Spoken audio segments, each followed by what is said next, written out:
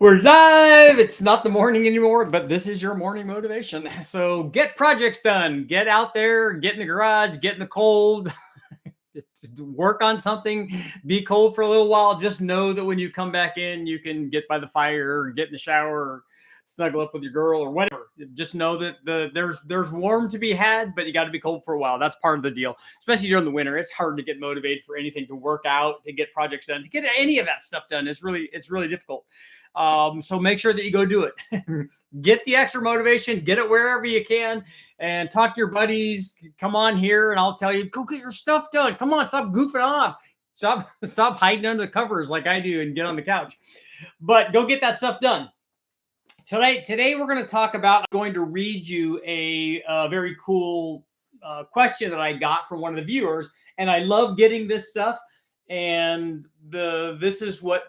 These are some of the things that motivate me. So I like getting this kind of question because it helps me to understand the confusion that's out there in internet world and with different enthusiasts. And for those guys that are out there, I saw an interesting comment from one of the groups it's from new people coming into the group and saying, hey, look, I asked a silly question because I'm new. I don't understand everything about the LS, and people jumped all over them. And I think that that's the wrong way to go. I understand having answered the same question 300 or 400 times on these because I have hundreds and hundreds and hundreds of videos up, and we will get the same question over and over and over again.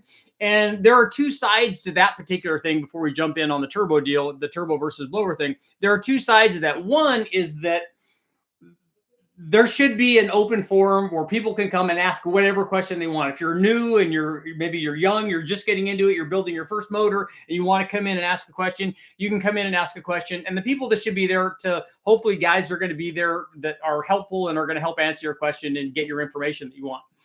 The other side to that, so that people know that there's also like an unlimited source of information. So there are people that will come in and just want to be spoon-fed stuff. I get that all the time. I'll post a video about something and they're going, well, why don't with the spark plug is a good example. Here's a test on the E3 spark plug versus the platinum, the laser platinum versus the copper Autolite. Well, man, I wish you'd do one on indexing. And I'm like, really? So you watch a video, think you want something on indexing, don't do any search at all for like spark plug indexing, which that video was literally 1 or 2 away from the one that you just watched, probably was recommended during the video, and you didn't do any search. So that's the other side of that. People just don't do any work at all. So that's why a lot of times when I'll answer somebody, if they say, hey, look, have you ever done a video on LS intake manifolds? Well, yes, in fact, I have. There's probably a dozen up there. There's one in particular where I tested all the LS cathedral port intake. So it has all the information that you need. So when I answer that, I try to answer that in a teaching method. I'm still nice about it. I don't tell them, look, you're an idiot and you shouldn't be asking that question. What I tell them is, hey, do a search for what the question that you just asked me. Grab all the stuff that you just wrote down already, just put it in a search box and push search. And that video, I guarantee you, will come up. It will probably be number 1. So not only am I giving them the answer for the question that they have, but it's also showing them how to get answers. It's teaching them to fish rather than giving them the fish. And that's important too, because when I post something, I'll post something on Instagram or Facebook, and it'll be a reel or a promo for the thing. Well, where's the link? That's the only thing that they know is a link. I can only get there from a link. No, you could actually go to the channel, which you've obviously already been to because you're commenting on stuff. You've already been to the channel. Go to the channel and put it in the thing. Just put a search. Hey, spark plug indexing. That will come up immediately. Do a little bit of work. Those are the two sides to that thing. So you get guys that, we want new guys.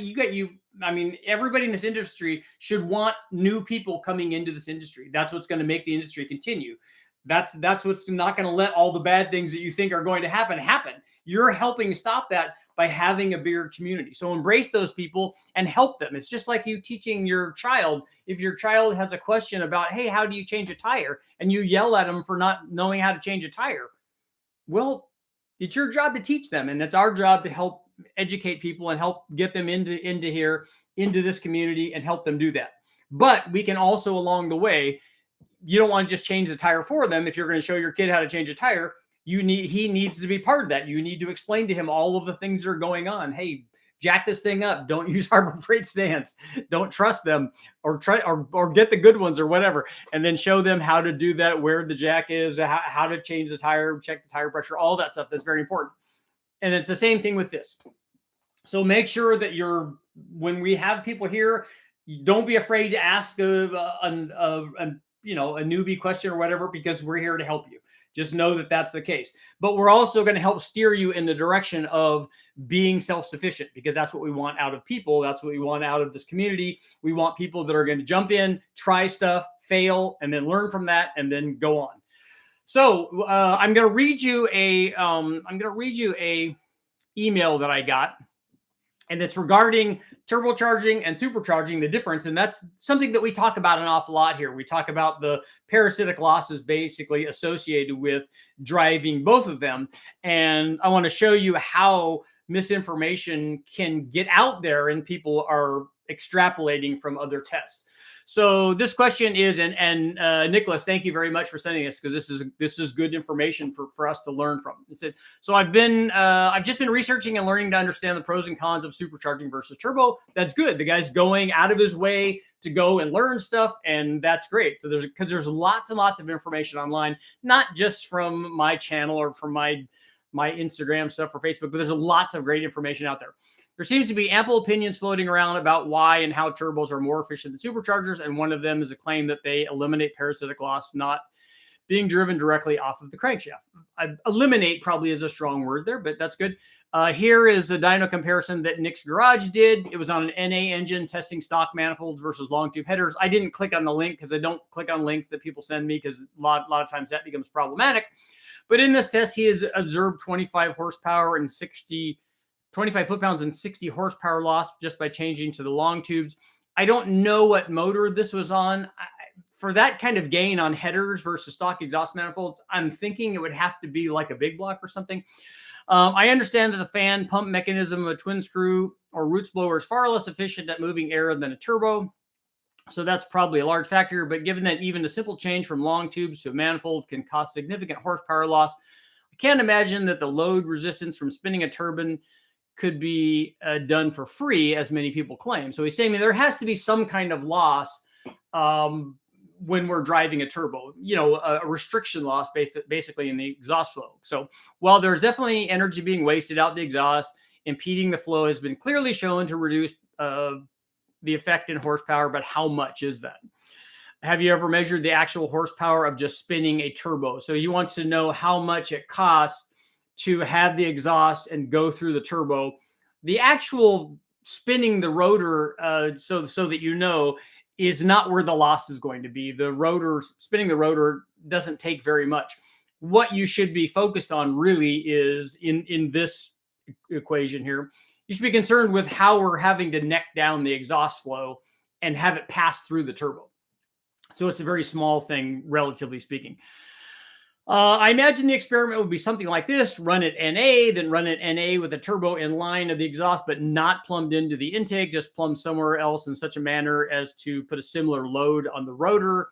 So the way that would be done is the way that we test things like on a blower dyno. You would neck down the opening and put a valve on it so that you could produce boost. But there's a problem we're going to talk about with turbos doing this and why that doesn't work. It actually works on a supercharger, but it does not work on a turbo. One way might be if you had two motors side by side. That's the SAE method of testing. You run one and plumb the intake into another one, and then you can do that and test the losses associated with the turbocharger. If you had two motors side by side, synchronized throttles, and the turbo from one is the output into the intake of the other, like we talk about, there's probably a similar way to create the dummy load. Has this already been done? So the question is, yes, that's already been done. The dual dyno thing has been done by engineers and testers long ago. So we'll talk about a couple of things here. One is that when you're comparing turbos versus superchargers in every test that I've ever run, and there's been many of them where I've compared turbos and superchargers on the same motor, the same day, the same air fuel, the same timing. And when you run those two, a turbo will always make more power at any given boost level than a supercharger. And the reason is the major reason, there are a couple. One is that the losses associated with driving a supercharger are much, much greater than they are with driving a turbo. Even if we can make an argument that we have to restrict the exhaust flow to get it to go through the turbo, spinning the impeller, I think, is a minor part of that, but restricting the exhaust flow through the turbo minimizes the losses associated with doing that are much, much less than they are with driving a supercharger. On a supercharger, depending on the power and boost level and the size of the supercharger, it can be 100, 200, 300 horsepower, or even more. Like if you extrapolate that out to top fuel stuff, it might be more than 1,000 horsepower to drive the supercharger. It's a lot. On low boost street applications like driving an M90 or an M62 on a 7-pound street motor that's making 300 horsepower, whatever, the losses, the amount of power that it takes to drive that would be a lot less, but then the amount of airflow that you're supplying and the power gain offered by the supercharger are obviously a lot less. With roots blowers, particularly as you go up in boost and go up in blower speed, the losses become much, much greater. You don't have a linear curve in RPM and airflow and parasitic loss. You have a curve that can accelerate up dramatically. It can come up on the cam. Unfortunately, that's to the bad side of the cam. So you can have, like with a roots blower, you can have air temperature that goes up like exponentially. You can have drive losses that go up in that same kind of curve. And so it's just not a good situation once you get past the efficiency range of the supercharger. So the losses associated with that are much, much greater than they are with the turbo. Here is the other problem with just running a restrictor on the turbo, which is what we do with a supercharger on a blower dyno. So if we run a supercharger on a blower dyno, we spin the supercharger at a given speed. We then regulate its output to create a boost level, and then we run it at a given speed and a given boost level, and then we measure the airflow that is processing with that situation. And then we can also measure, using our engine to drive it, what kind of parasitic loss is associated with driving that supercharger. So actually, with a regulated blower dyno, that's not hard to do. The guys at Kenny Bell have one, and they've done lots and lots of testing with different kinds of superchargers at different boost levels and different flow levels, different size blower, all of that stuff. So they've done a ton of that. So we have a lot of good information on that. We know how much it takes to drive a lot of these superchargers. A guy doing it with an electric motor that's a 50 horsepower electric motor, he's very limited in what he can do. He can spin the blower, make sure the blower works and that it processes air, but 50 horsepower worth of loss to drive a blower isn't a very big blower and isn't a lot of flow. So you need something substantial. To give you an idea, the LS motor that the Kenny Bell guys have is like a 500 horsepower LS motor to drive some of these superchargers, to run them sustained. And you have to run it for a period of time until all the temperatures stabilize and stuff. So it's a little bit more involved than people realize. We can do that with a blower because the blower is not providing any assistance. It's not necessary for us to provide the assistance to the motor. A turbo, unfortunately, the cyclical nature of a turbo, we can't just regulate its output, its boost output, because we're not giving any energy. Also, the thing that happens with a turbo is that on a turbocharged motor, the exhaust flow is going to go up dramatically when we introduce the airflow into the motor. When we do that, the exhaust flow goes up a lot. So we now are trying to get way more exhaust out to flow much more out of the turbine section of the turbo. So we can't replicate this dynamic equation. But luckily we can, in terms of running these all on the dyno the way that I did on the B-Series Honda, on the 302 Ford, and on the modular Ford. and I've compared turbos and blowers on big blocks and small, not all of them. I did all of them on the other three, but compare turbos versus blowers on LS motors and big blocks and small blocks and all kinds of stuff.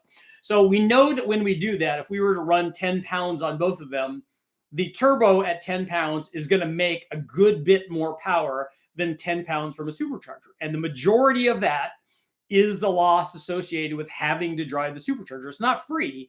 It takes power to drive that, just like it takes power to drive all of your accessories, the air conditioning, the power steering, the water pump, all of that stuff requires some sort of power to drive. And then that's power that doesn't get registered by the dyno because it's being used to drive those things if we had those accessories and if we had a supercharger on the engine dyno. So it does take power to drive those, and it takes a good bit more than it does the turbo. The other thing to think about is that when we're running a turbo versus running typical superchargers, especially root superchargers, which are the least efficient of all of them. So they're more of an air mover. They process air from one side of the case to the other, basically. And then the twin screws are probably very, very efficient. The roots blowers of the low man twin screws are better. Centrifugals are also really good at, they have very high adiabatic efficiencies because usually the impellers are much like the impeller on a turbo. It's just that they're driven off of the crank. So they don't have the kind of spool up rate that a turbo does, but they're pretty efficient in terms of moving air. So you have different efficiencies. So you may have the ability to run, like, let's say 8 pounds on a roots blower versus running 8 pounds on a turbo. The charge temperature is going to be lower. It's going to be more efficient at processing that air. So in addition to have less parasitic loss, it's also doing its job better than the superchargers are. So then you have a little bit more of a gain. So when we run these, like I said, the end result is that the turbo at 10 pounds and then the blower at 10 pounds, the turbo is just going to make more power. It has every time I've tested it, and I don't foresee that ever changing because we don't have that kind of loss. But that was an excellent question for you, and and we'll use that as our poll.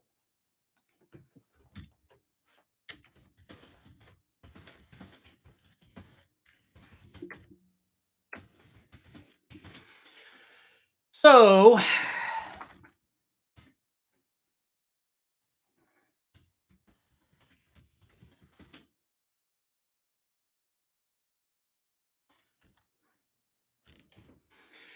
the poll it's like, is a turbo more efficient than a supercharger? Let's see. So, but that's why I love getting these things, just because they provide information for us to do these kinds of discussions on. And obviously, if I'm getting that kind of question out in the real world, that question exists. If there's one person out there that has that question, there's going to be many, many people that are, if he says that people are arguing about it, obviously, or discussing it, let's say, that means that it's a topic worth discussing on our live feed, because we want to get information out there and help people understand that. Now, that's a very small discussion about turbos versus blowers, because then people use that to extrapolate to one of them being universally better. This is the best. The turbo is the best, just like the best cam or the best intake manifold. There isn't that. The turbo isn't the best thing. If the turbo was the best thing, then we would only have the turbo. If the turbo solved, answered every question, we know boost is the answer to every question. But if the turbo provided that answer better in every aspect than the supercharger, there wouldn't be superchargers. And yet there are superchargers, lots of them in the aftermarket, lots of them on OEM applications, lots of different size turbos, lots of different design or superchargers, lots of different design superchargers. We have centrifugals, we got roots blowers, we got twin screws, we've got axial flow, we've got G ladder, we got all kinds of different scienced out types of superchargers, which is cool. Having more things to choose from is always better. We need to get off this, my thing is the best thing. That's only up there. It's not in reality. So you don't need to worry about which one is the best. the thing is, you need to ask the question you need to ask yourself, just like with your cam and your intake manifold and your cylinder head, which one can I use to like produce the power or solve the problem that I'm trying to solve? Okay, I want to run 10s. Okay, what can I use that's going to run 10s? Now, what's on my list of that? Okay, I want to run 10s. That's the top of the list. Now, and probably actually on the top of that is, how much money am I going to spend to do this? I want to run 10s, but I have this amount of money. So that's actually on the top.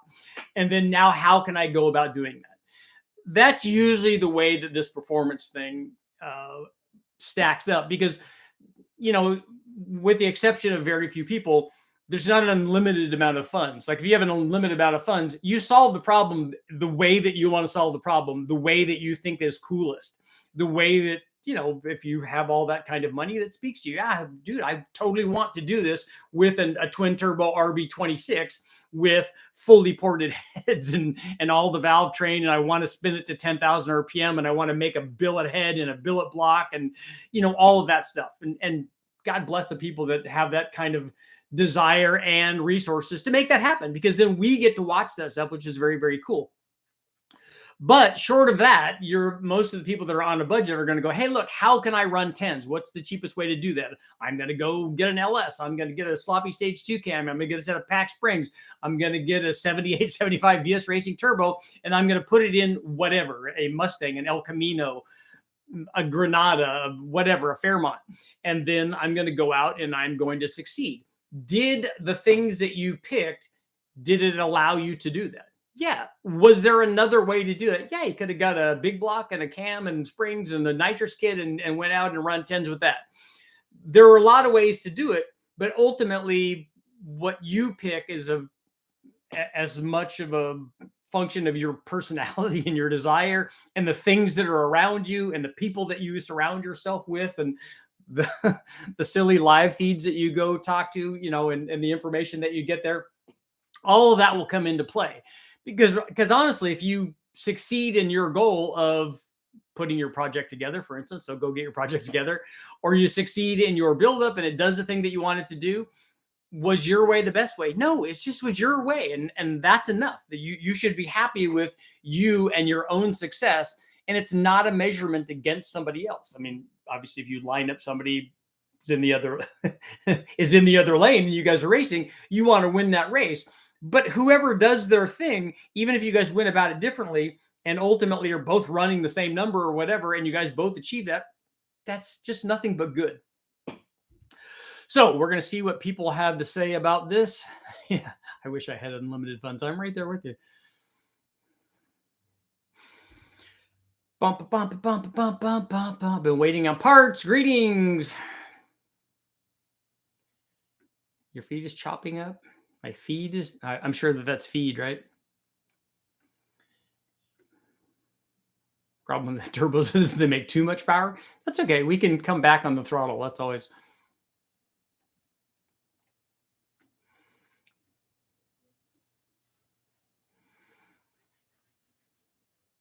At least I can still move. Your parts are necessary. Question about plugs. I do a lot of TIG welding. The shape and angle, diameter, length, tungsten type all make a difference in arc stability. For welding, that's good. The blunt end is the worst for arc stability. How or why are plugs not pointy? They are. If you look at a Denso Iridium, an IQ or an IK, the very fine point of an Iridium is a very fine point, and it arcs better. And if you look at the arc from a flat machined electrode on even a simple copper plug, the electricity will arc from the edge of that, from the pointy part. And I think also on the iridium stuff and platinum stuff, they tend to make that very small, also because the iridium and the platinum are very expensive metals, so they don't want to put very much of that on there. So they make it pointy, but they have to have enough on there to where it doesn't erode away. So because they want that expensive plug also to last a long time. So again, there's lots of things that go into that, and for a spark plug especially, a lot of it is the expense of the spark plug. Like, what does it cost to produce? So even if something can be made better, can it be made better and still be sold at a profit? Does it solve all the problems that they're trying to solve for the cost that they're trying to make it at? Bam, bam, bam, bam, bam, bam, bam.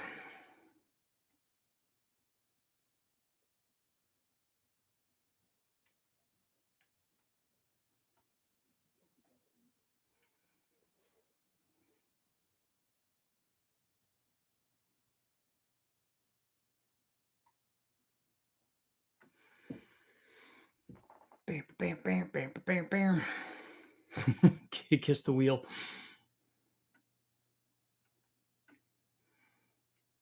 Breaking crank snout. So now I can go to, we're going to go to live chat. It's live, live. It's all the way live. Scroll back.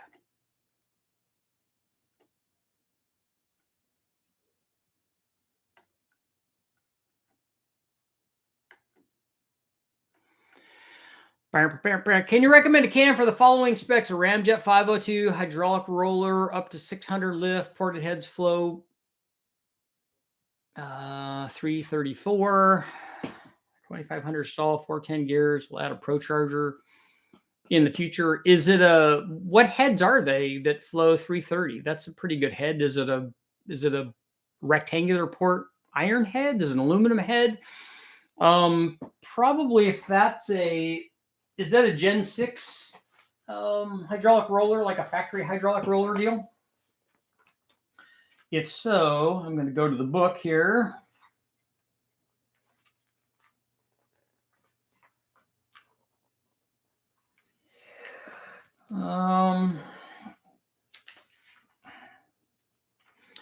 If it's a driver, I think I would go with a 276 or a 280 extreme energy cam. If you want to make lots of power, I would go up to a 294 or a 300 even. And those will work, yeah, and yes, they are blower cams.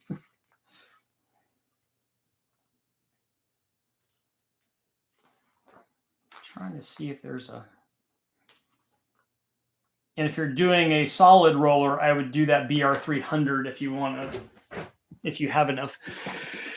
BR300-14 is a solid roller one that we use on a lot of big block stuff.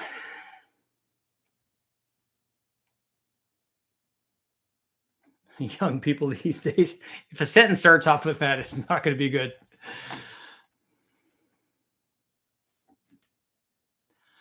Lucky for the individuals who are young and want to continue to do our car performance racing. Yeah. I had to head to old timers and clean the floor to get knowledge. Just a different thing. I mean, they have access to a lot of information online, and that's good. It should make for more dissemination of information. Although, as we've seen on the internet, with lots of things, religion and politics and all that stuff, it leads to a lot of misinformation as well.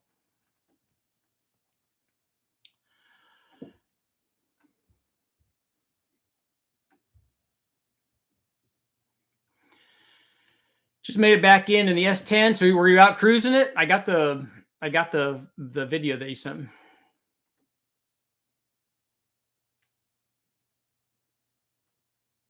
Yeah, if you put in extra work and they teach you how to run a mill or a lathe or a valve grinding machine or a honing machine, airflow, whatever, all of that's good. A blower with a turbo and nitrous would be the ultimate. We've done blowers and turbos. I haven't also run nitrous on it, but it definitely could be done. Turbos make more power, but the supercharger is easier to install. Sometimes it is.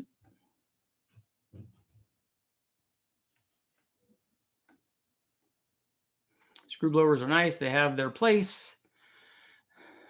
They need an efficient engine to work with.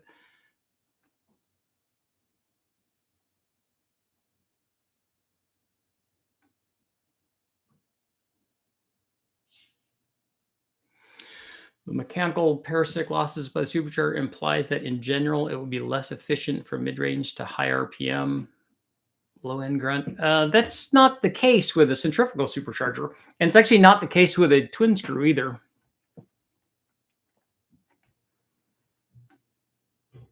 That's right. The big question, if we stand back and look at the big picture, people that are arguing about the efficiencies of the different kinds of blowers, the big question is, and the benefit that we all get is boost. So whether you get that from an M90 supercharger or you get it from a turbo or whatever, You were NA and now you're boosted. So you've won. You have already won.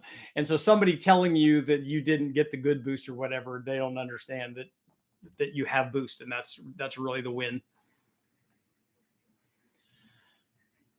I was thinking when an NA is running, it's being fed by 14.7 pounds of atmosphere. Yes, depending on where you are and what altitude you are and stuff.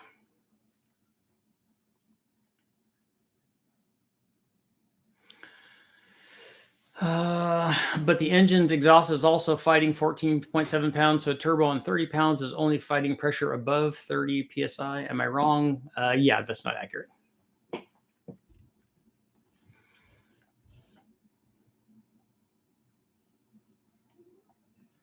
About to pull some plugs. Have you ever tested a blower and a turbo on the same engine at the same time? Big Belly, you've been here a lot. There's lots of there's a couple of videos up on that already. The 3800, we ran a blower and a turbo, and I also did it on a 4.6 liter 4-valve, like an 03 Cobra motor with the guys from HP Performance. We ran the factory Eaton superchargers on both of those applications, and then we ran twin turbos on the 4.6 blowing into the blower, and then a single turbo on the 3800 blowing into the blower.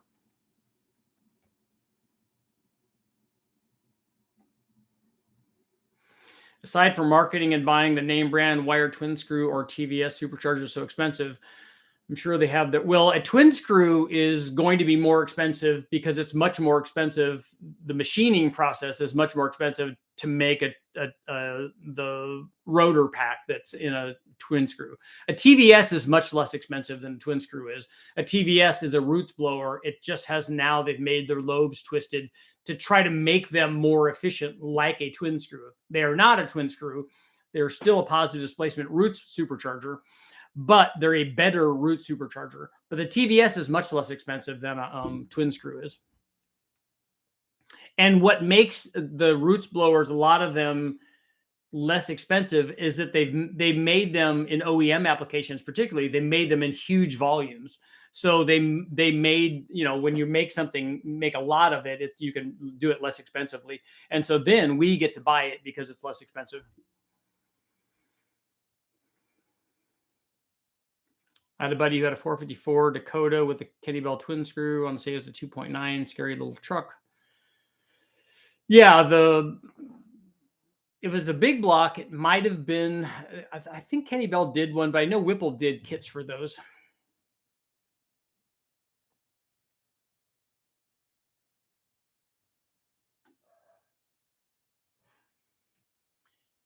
You have the most B-test anti my way or the highway attitude anywhere. Yes, there isn't one way. There's lots of ways to get there.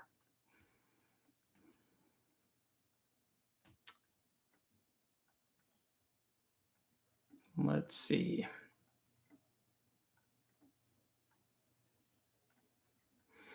Ordered a forward clutch piston, got a direct clutch piston in a box marked direct clutch piston. Order replacement, got a direct clutch.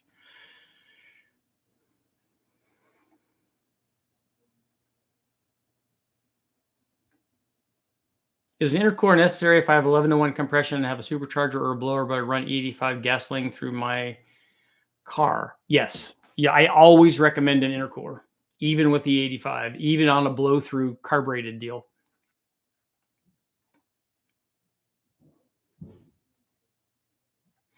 Ported aluminum oval port heads are good heads, yes.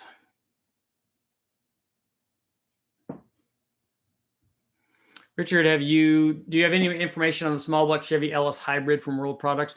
I haven't, but it's, to turbo that is to turbo anything else. Whatever power you make NA, then it just gets multiplied by the turbo. Maybe that thing would allow you to make lots and lots of power, but I don't do 2,000 horsepower, 3,000 horsepower stuff. If you were putting that kind of thing together and wanted to maximize it, I don't know if I could lift a fully assembled iron head anymore. I'll tell you what, lifting a 671 blower, especially with the carburetors on it, was a lot. I do like the lightweight Ultra XP carburetors a lot more than I like the old style. And the supercharger itself was a hefty lift to put it up on the motor. Any plans on running an LSA blower? I don't have one of those, and they're not cheap anymore. Who makes a custom intercooler specifically for a 67 Mustang? I don't know that you'll find a lot of specific things for that application because I don't know what motor's in that.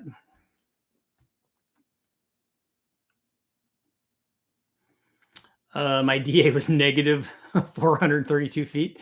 That's a cold front.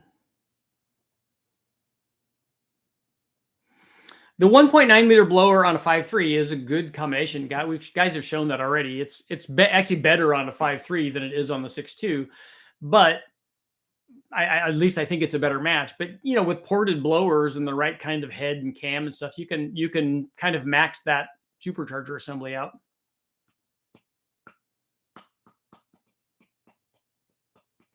Richard, we got to pull in before it rained. 373 gears. It spun the 275s at 55 miles an hour. That's a good indication, right?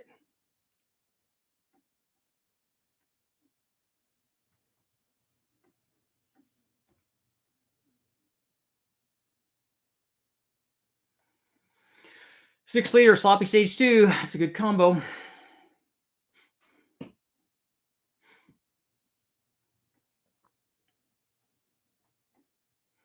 Those Magnusons, the TVS superchargers are really good superchargers.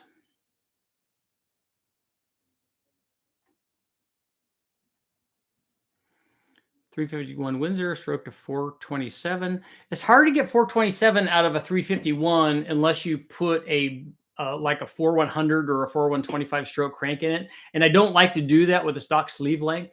So I like to make 408s out of those.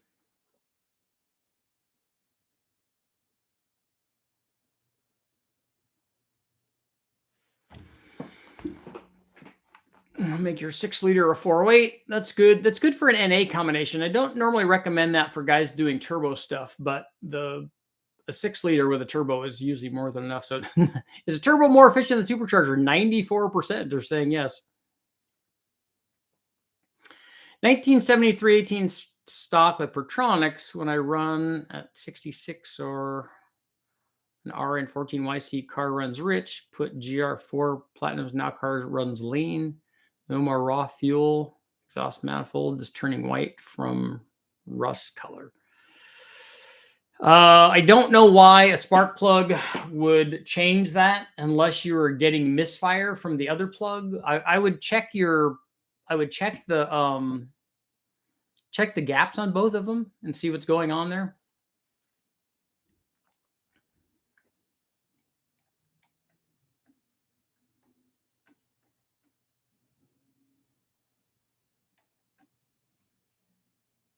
They're all gapped at 35. I've never seen it. And do you have an air fuel meter on it so you can determine that there was actually a change from an actual change in the air fuel, or are you just basing it on the smell of the exhaust? Because I've been doing this a long time and I can't smell the difference between 12.7 and 11.7.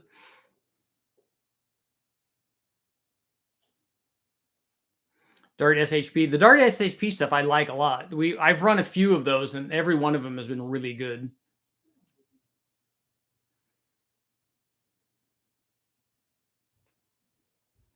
Can you run a test with a wastegate on a ProCharger to fix the rising boost curve problem? A rising boost curve is not a problem. Actually, it helps you make more power. People normally put wastegates on them so that they can spin them up really fast and get the low speed boost response up and then cap the top end.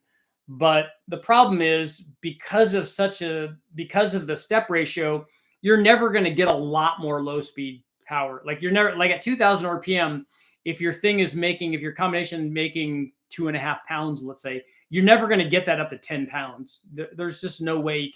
You can't spin it up enough to do that.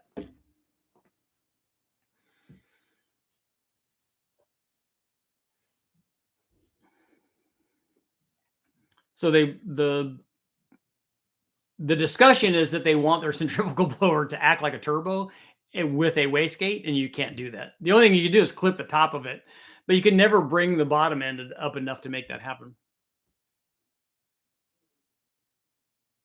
My exhaust manifold ran 360 degrees Fahrenheit. Now it's at 500. So you're just measuring the outside EGTs or outside of the surface temperature of the exhaust manifold.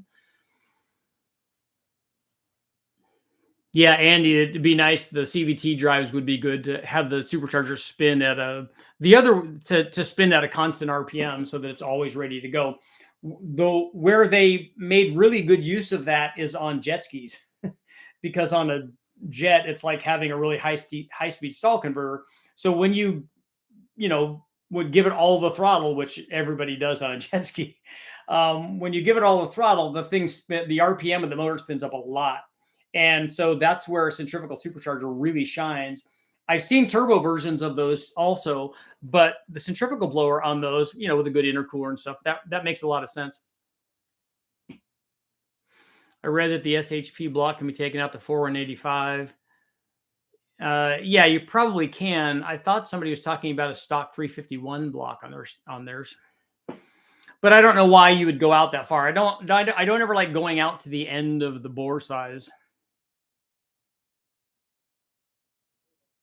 How do I convert a modular engine to a mechanical carb distributor to simplify a resto mod? Doesn't Holley or don't they make the for a modular motor, don't they make the ignition deals like they do for an LS? Do they make those for a modular Ford application?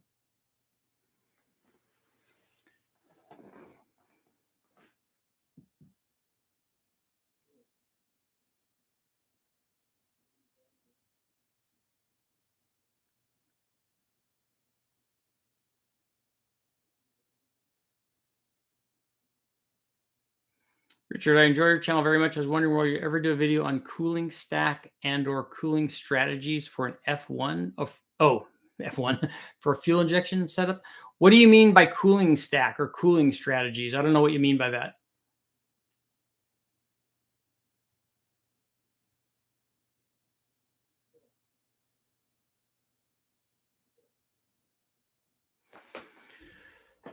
Let's see.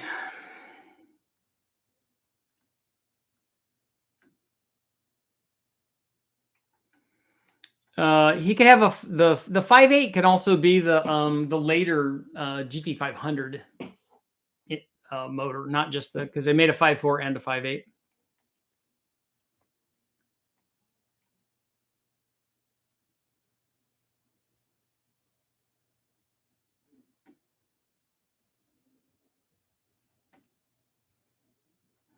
Do modular and simplify go together?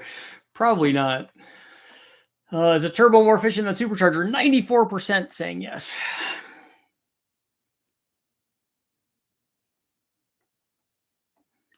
FI force induction and intercooler, oil cooler sizes and airflow.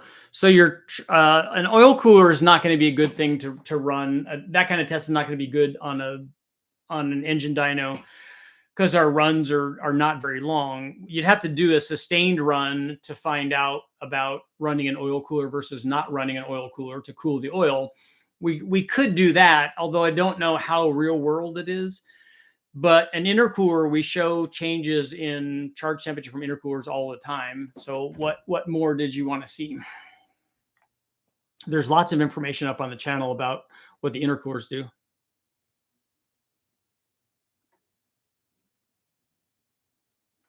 Just scored a 60,000 mile 463 valve, complete on engine stand with an intercooled Roush Charger M90 kit for 2,000. Did they really put an M90 on the 463 valve? That doesn't seem like enough supercharger for a 3 valve that was already making pretty good NA power.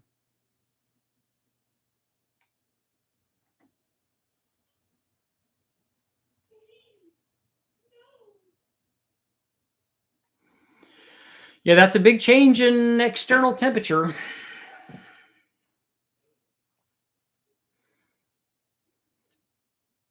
I'd like to see more carb LS video combos like the BTR carb LS cam.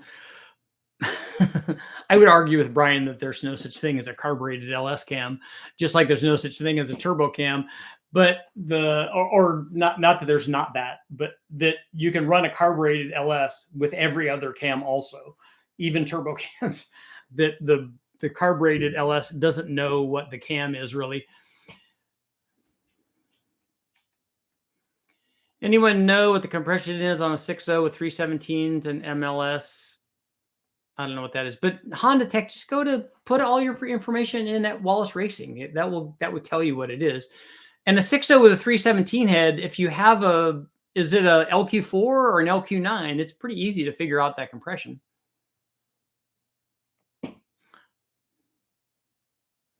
Plugs are nice tan color. That's a good, let's see, who's asking me about their 500 degree? JG, what do your plugs look like when you take them out?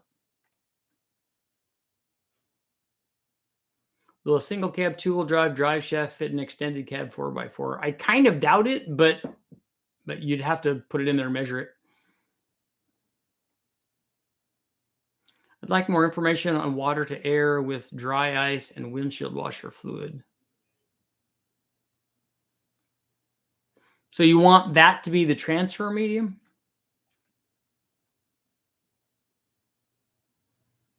Have you ever dynoed an old 426 Hemi? I haven't, but the guys at West Tech have dynoed a number of them.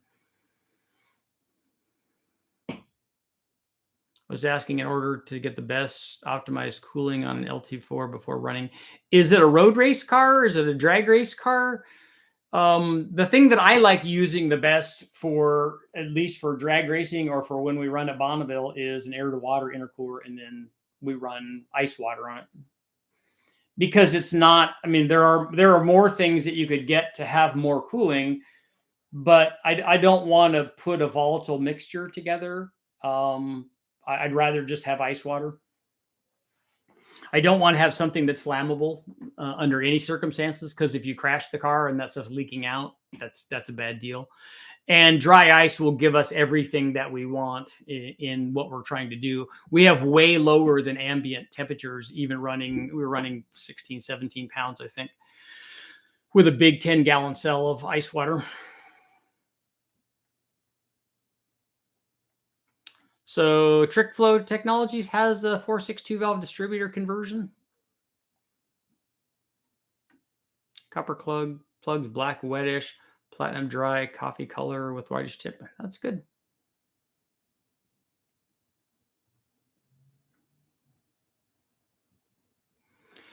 LQ4 stock pistons, MLS, I don't know what HG it means. Head gasket looks like blue, Felpro head gaskets. No idea what the compression thickness is. It doesn't matter that I guess that much. Let's say that it's a 53 then. So then you have stock LQ9 compression, which is probably near 10-1. Carb cams simply have a tight LSA with a chop. Fuel injection doesn't like the idle and freaks out. See, I would disagree with that. I would disagree with the fact that you can't make fuel injection idle like you can a carburetor with a Wilder camshaft. I think it'd be much easier to get the idle better with fuel injection than it would be with a carburetor with a cam that has, lots of chop. But that's just me.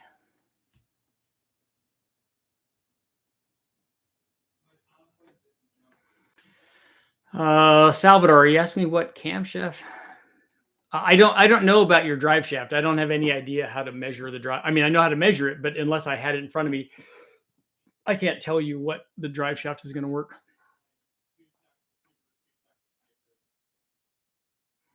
M90 came on the Roush Stage 3 kits rated at 435 horsepower, 400 foot-pounds. Can make 500 wheel horsepower on an M90? That seems like an awful lot, especially given what we've run on an M90 on the 3800.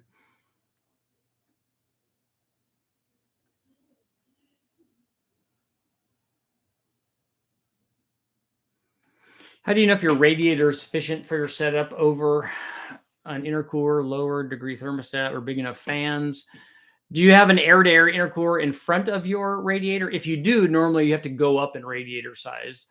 But driving it around will tell you whether or not your thermostat is big enough. If your car gets hot, then you know that it's not big enough. and or you don't have sufficient airflow going past your, because an air, that's one of the problems with an air to air is mounting it in front of the radiator, is that especially at low speeds you don't get anywhere near enough airflow through it. The fan, if the fan's working and you have a big clutch fan like on a truck, those are usually enough, especially if you, and you definitely want a shroud for your fan. You don't want to have just an air or a fan grabbing air from all around the intercooler or all around the radiator, just grabbing it from inside the engine bay. That's not good. You need to have a shroud so all of the airflow comes through the radiator and then past the intercooler. But that can be a problem. You need to drive around and find out. JG, the temperature thing and looking at the plug doesn't give me enough information in terms of air fuel.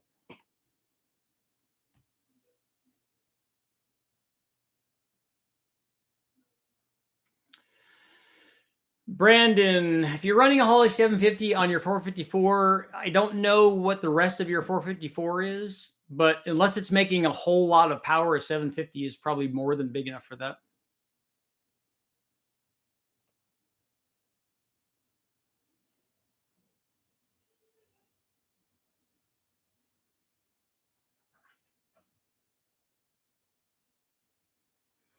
ICT car guy, so you rebuilt your 862 heads. That's good.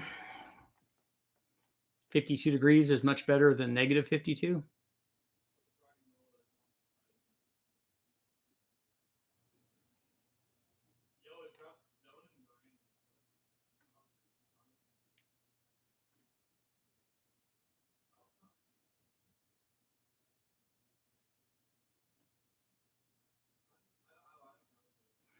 I have an air water intercooler with a remote mount, CSF King cooler with a Spall fan. I don't see people do closed loop like this with without an ice tank.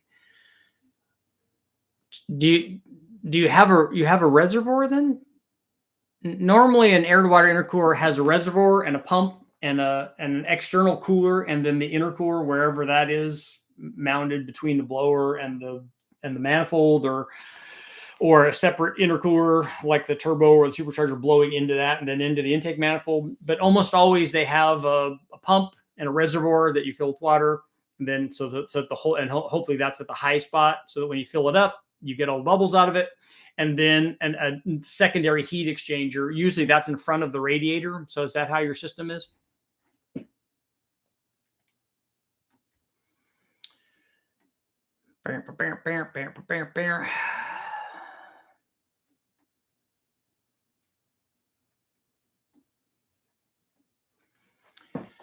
Let's see.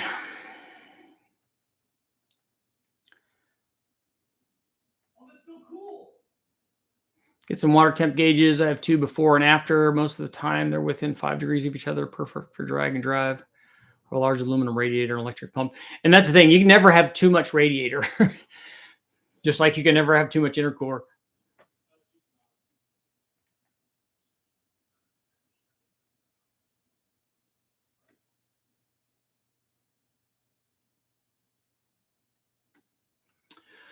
Honda Tech, you got everything right there.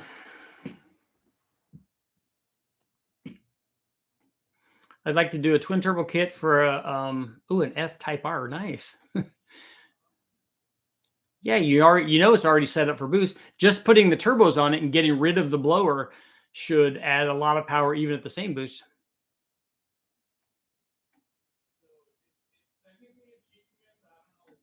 How much of a difference in tuning is required between dual and single plane intakes? It depends on which direction you're going.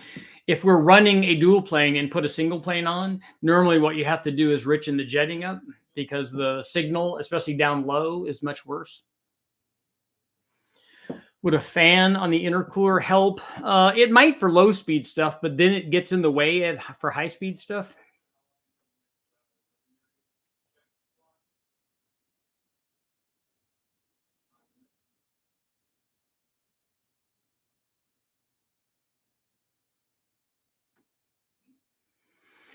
My 5.0 with cam and trip flow heads and MSD ignition, carburetor ran 1269 with 150 shot. It ran 1113.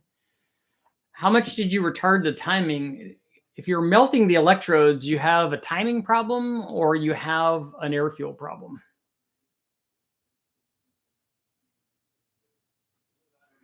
Opinion on an inner chiller on a blower setup for street driving. Is the inner chiller the one in between the like sandwiched in between on a high ram or a low ram? Is that the one that you're talking about? Those air to water intercoolers work good if that's what you're talking about. Longtime turbo guy who hates superchargers. There's no reason to do that. Just switch to an LSA and to try it's actually not that bad. No, it's for driving around. In fact, for my truck, I'd rather have a positive displacement supercharger if I had a transmission that would work with it. I'd rather have that than I would a turbo. Let's see. I do have a water tank and a Davies Craig pump. Okay, that's good. What is it about the LS1 manifold that costs power? The design, the runner length, and the flow rate of the runners.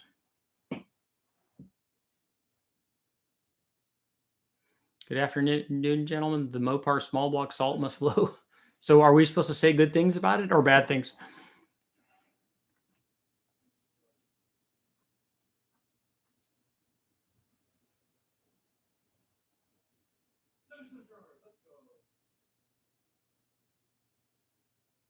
How fast are Snow Barrel? How fast are they spinning those M90s? Because we ran that M90 on the 3800 and it struggled to make 450 like flywheel horsepower. 500 wheel horsepower would be like 600 flywheel horsepower.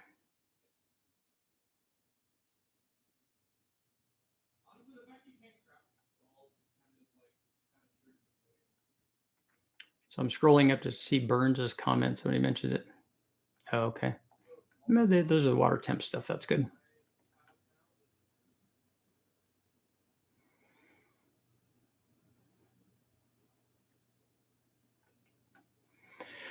My current LT4 is the first LS and supercharged setup I've owned. Does a larger intercooler cause boost creep the same way as a turbo setup? Why would a larger intercooler cause boost creep?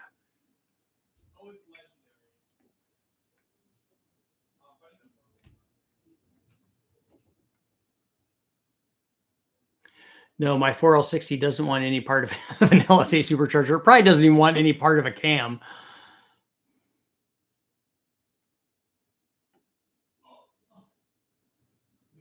Do you know of any good Mopar builders in the Southwest? I do know of some out here.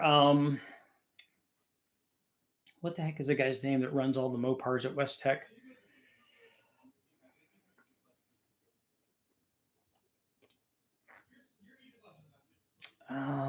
Dang it, what's his name?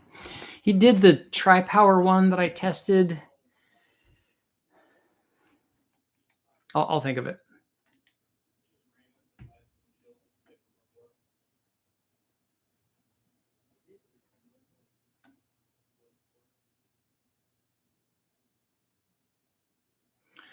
Would you use to seal exhaust manifold leaks with a high turbo back pressure? We use the MLS, the factory MLS exhaust manifold gaskets for the LS stuff.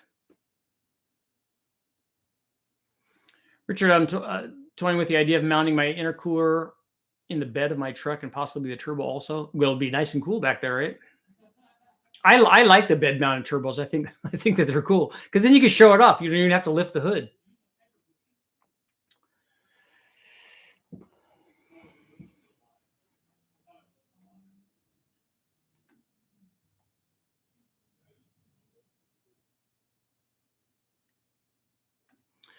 Assuming you could run a roots blower of various sizes on the same engine to get the desired output, what would be the difference in loss running a small versus fast and big?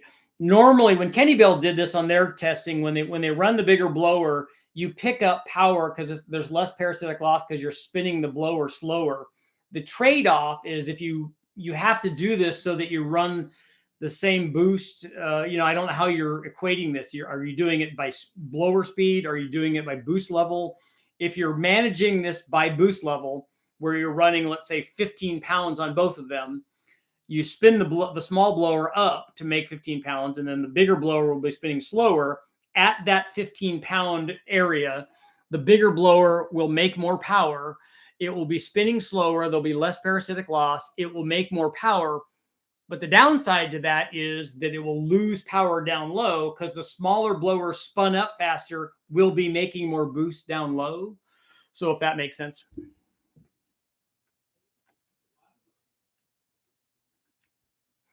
I'd like to see you get the new, the new 6-cylinder Hemi. I don't even have a late model Hemi. So the new 6-cylinder thing is way out of the price range for me.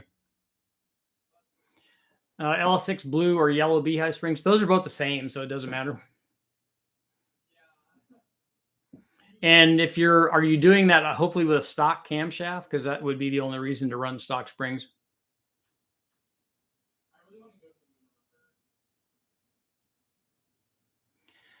A single 78, 75 turbo on a small block 350. If you want to get more low end power, you should not have 1,000 horsepower turbo, first of all, unless you're trying to make 1,000 horsepower. If you're only trying to make 600 horsepower, then you should put a smaller turbo on it. That would help with the response. And then also do the things to the motor that are going to get you more low speed response. Dual plane intake, small camshaft, more static compression if you wanted to do that.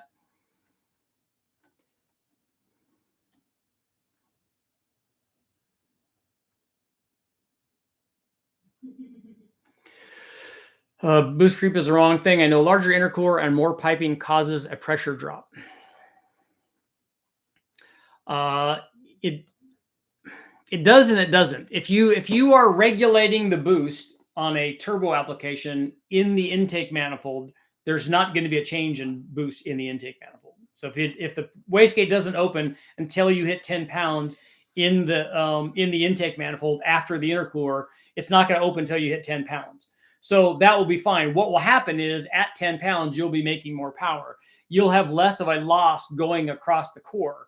If you're monitoring your wastegate, it's taking a pressure reading at the turbo before the intercooler, then you're going to have a problem. You'll still gain by putting the intercooler on because you'll have less loss before the intercooler.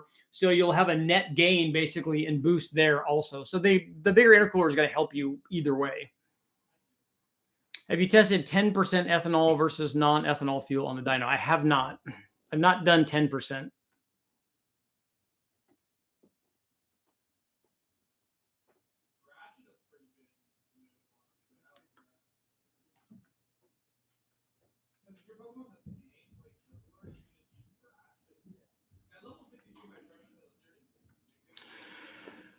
Why does max nitrous on a given engine make less than a max effort turbo? You can't gain as much power with nitrous on a given, like if you have a 500 horsepower motor, you can't make it into a 1,500 horsepower motor with nitrous. You can do that with a turbo. And part of that is because the nitrous displaces the airflow of the motor. So as you go up in nitrous, the motor starts drawing or processing less and less air because the nitrous and the fuel that you're injecting into it have taken away some of that ability. Because it's, if you're processing a certain amount of stuff, if you add a bunch of the nitrous and fuel, then less air can go in. And you get to a point where it's not processing enough air to make the power. It's getting extra power from the nitrous, but at some point it stops doing that and you can't process enough. That's why on really high horsepower nitrous motors, you have really high horsepower NA motors to start out with, like big ones with gigantic ports and gigantic intake manifolds and stuff. So if you can make 1,000 horsepower or 1,500 horsepower NA motor and then add nitrous to it, then you can add lots and lots of power.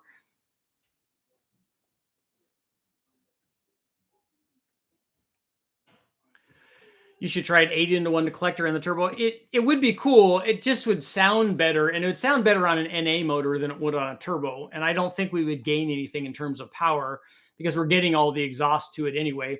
The thing that I do want to try is I want to try a divided one, and I haven't tried that just to see if the spool rate is any better.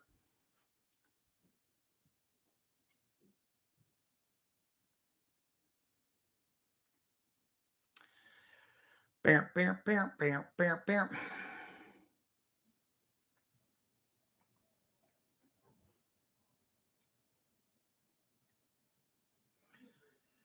Please check my inbox. What am I checking that for?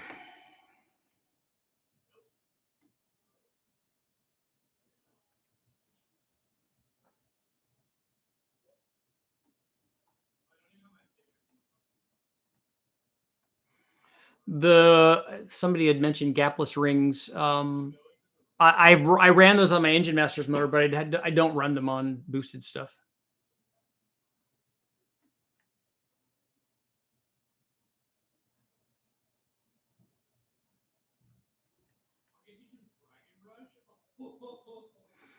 Have you ever done a dual charged application?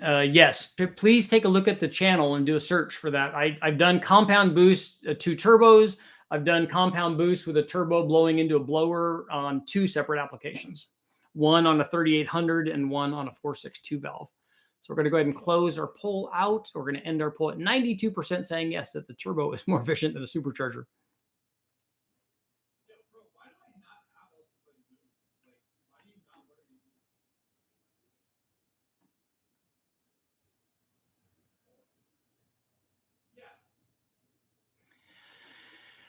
Have any of you guys run flex fuel on a Gen 3, 5.3, or 4.8? I've run E85 lots on those on the engine dyno. Would a tri-Y manifold be beneficial to a turbo application? I don't know. I don't know specifically of that versus a 4-into-1 or a stock cast iron turbo manifold or any of the other things that are available to it. People are trying to throw off the poll with incorrect choices. There's no wrong answer.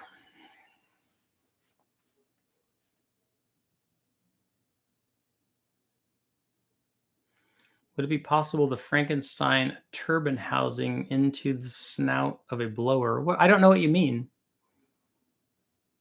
You want to drive the turbo with the supercharger like a centrifugal is already doing?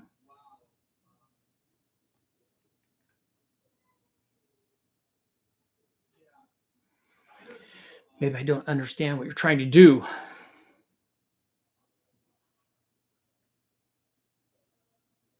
Would you suggest nitrous or a single turbo to make 750?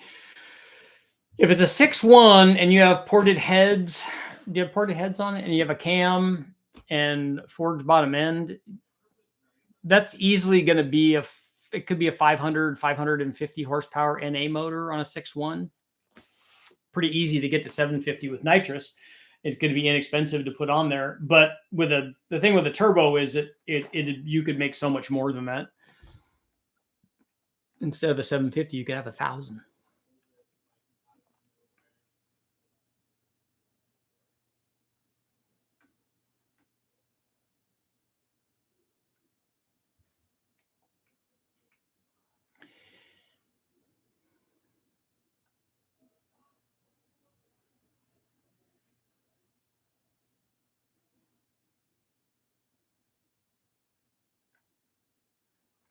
Just to no head work. But the stock heads, if you have stock 6.1 heads, those already flow pretty well.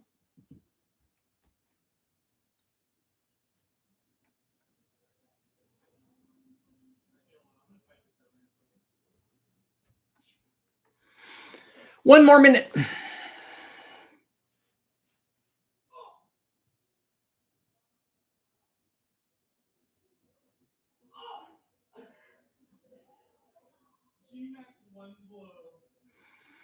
Salvador, we don't run the factory tunes on the dyno. We just have a standalone that we tune it with.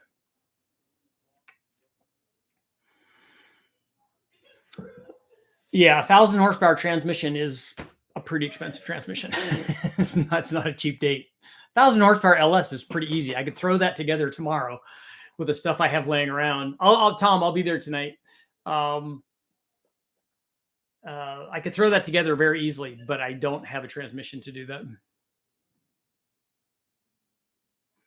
Richard, would there be anything to gain extrude honing stock LS manifolds? Not on a turbo application. I wouldn't do that.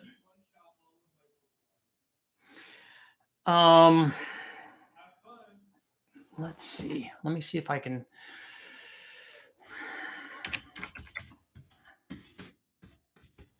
I'm trying to think of his name. Yeah, Mazzolini. It's Bob Mazzolini. He's in Riverside. His number is 951-787-8783. Bob Mazzolini, Mazzolini, Mazzolini, Bob Mazzolini Racing. He runs a bunch of stuff at West Tech.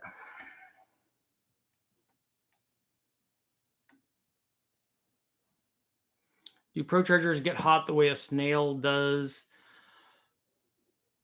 The supercharger, does the compressor get hot? Not certainly not on the exhaust side, not like a turbo does.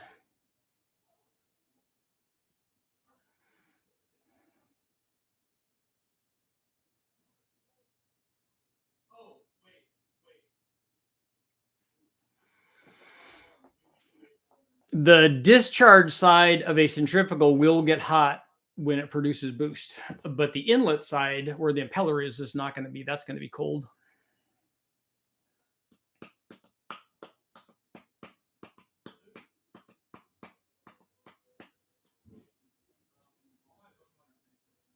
Yeah, Maz, we call him Maz. He does a lot of Mopar stuff. He does good stuff. He does they drag race there with a lot of they do a lot of like nostalgia builds for specific classes, and they're pretty sharp on that stuff.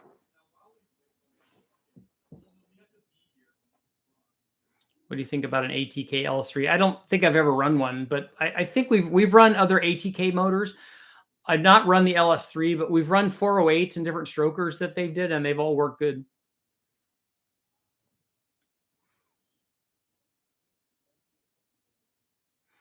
Would a stock 480 handle 1,000 horsepower? I don't think so.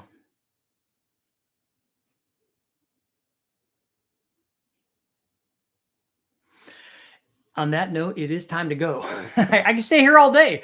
I need to do it. I need to do a 24-hour like Super Richie marathon, right? That would be good. I'd have to prep for that because you have to have a lot of things to talk about.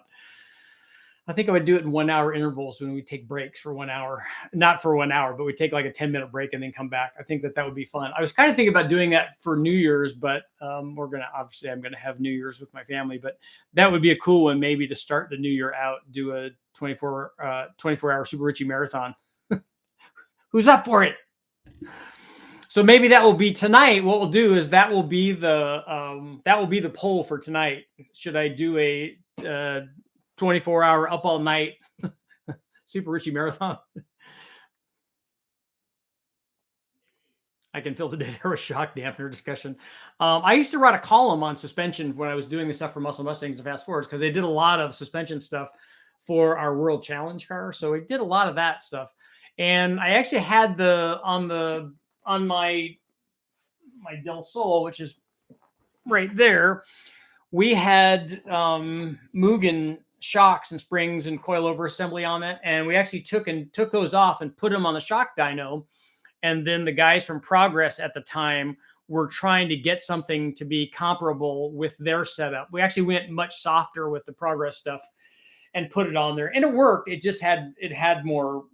It did have more body roll than the Mugen stuff, but it was cool to see the shock dyno results. So that was good stuff.